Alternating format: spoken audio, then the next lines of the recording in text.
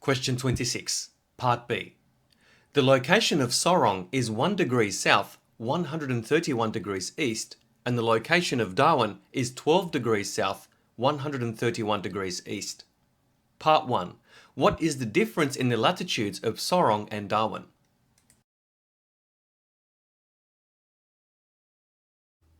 Recall that lines of latitude run parallel to the equator, which itself has a latitude of 0 degrees. So a line of latitude other than the equator itself will either be north of the equator or south of the equator. Now the latitudes of both Sorong and Darwin are both south of the equator because it has a letter S after the degree. So the first degree in the coordinates refer to the latitude, in other words, north or south. Now the latitude of Sorong is 1 degree to the south of the equator. The latitude of Darwin is 12 degrees to the south of the equator. Therefore, the difference in latitude is given by 12 degrees minus 1 degree, which equals 11 degrees. Part 2. The radius of Earth is approximately 6,400 kilometers. 1 nautical mile is approximately 1.852 kilometers. 1. Show that the Great Circle distance between Sorong and Darwin is approximately 1,200 kilometers. Note that a Great Circle distance is the distance along the equator or a line of longitude, which are circular paths of radius 6,400 kilometers. Both Sorong and Darwin have a longitude of 131 degrees east.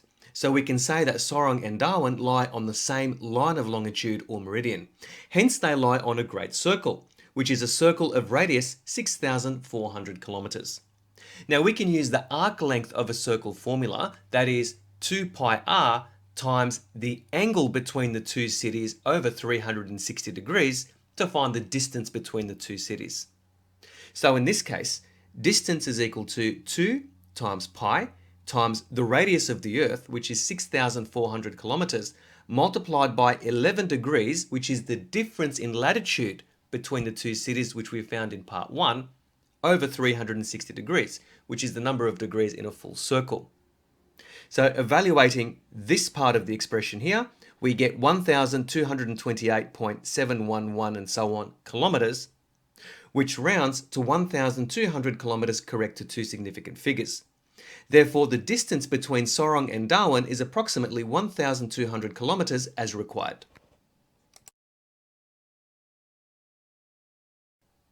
Two. A group of tourists can travel on a yacht at an average speed of 15 knots from Darwin to Sorong.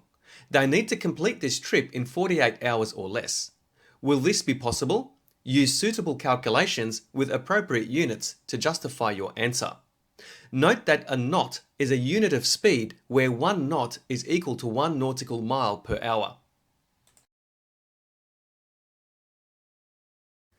The first step is to convert the speed in knots into kilometers per hour.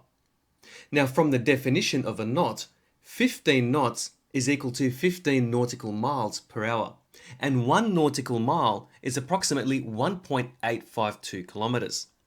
So converting 15 nautical miles into its equivalent in kilometers is done by multiplying the 15 by 1.852.